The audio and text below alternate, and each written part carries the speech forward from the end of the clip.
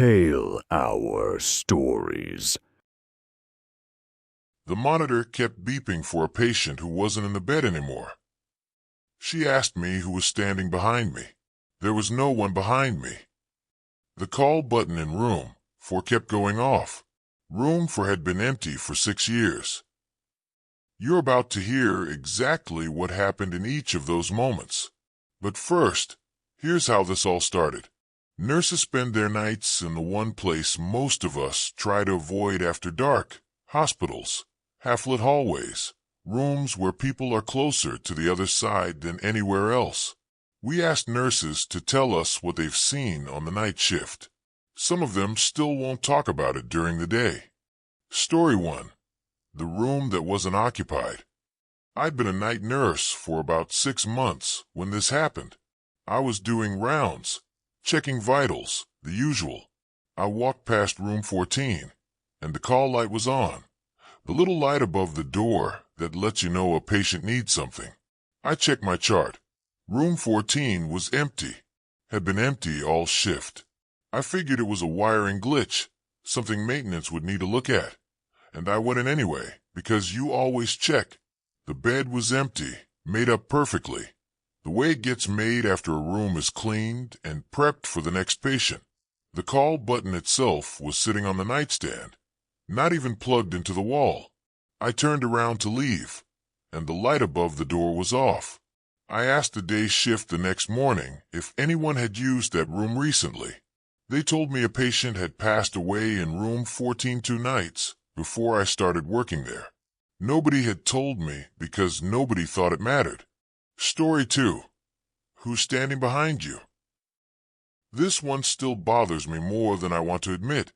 I was checking on an elderly patient, very lucid, very sharp for her age, no confusion, no dementia, nothing like that.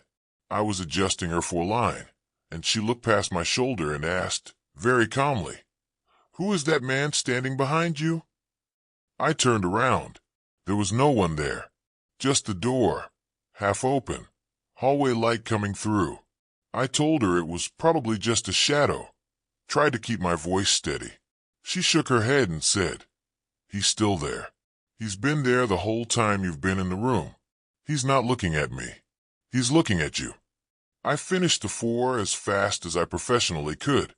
I did not look behind me again until I was well outside that room. Story 3. The monitor that kept beeping.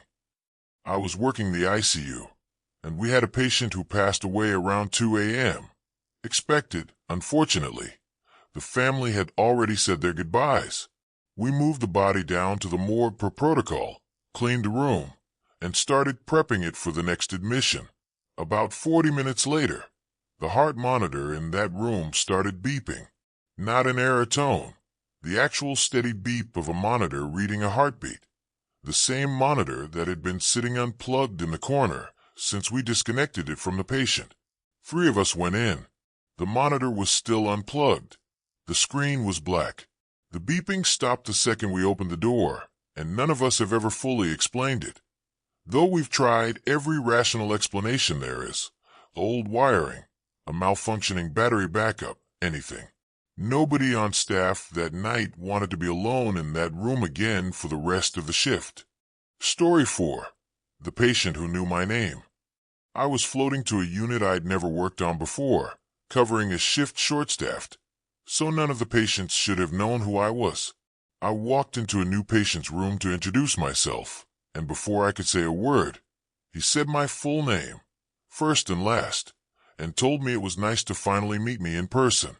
I asked how he knew my name. He said, very matter-of-factly, that his late wife used to talk about me all the time. I've never met this man's wife. I've never worked in this hospital's other wing, where he said she used to be a patient. When I looked into it out of pure unease, there was no record of a patient by that name ever being treated there. Story 5. 6 years empty. There's a wing in the hospital I used to work at that was closed down years before I even started. Old psychiatric ward, decommissioned, doors locked, lights off permanently. One night, a call button light lit up on our board for that wing. Room 4 specifically. I asked a senior nurse about it, thinking it was some leftover wiring nobody had disconnected.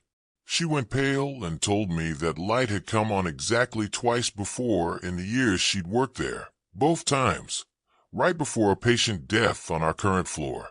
I won't tell you whether anyone died on our floor that night. I'll just say I still think about that light sometimes. Story 6. The Empty Wheelchair. Overnight shift, quiet hallway, nothing unusual. I heard wheels, the specific squeak our wheelchairs make, rolling steadily down the hall behind the nurse's station. I turned to see who needed help. The wheelchair was moving on its own, slow and steady, in a perfectly straight line. No one pushing it, no one sitting in it. It rolled about 20 feet and stopped dead in front of the elevator, like it was waiting for the doors to open. I didn't move for a solid 10 seconds. When I finally walked over to check it, it was just a normal wheelchair. Brakes off. No incline in the floor that could explain it rolling in a perfectly straight line like that. Story 7. What she said before she passed. This is the one that stays with me the most. I was with a patient in her final hours. Family gathered. Everyone as prepared as you can be for something like that.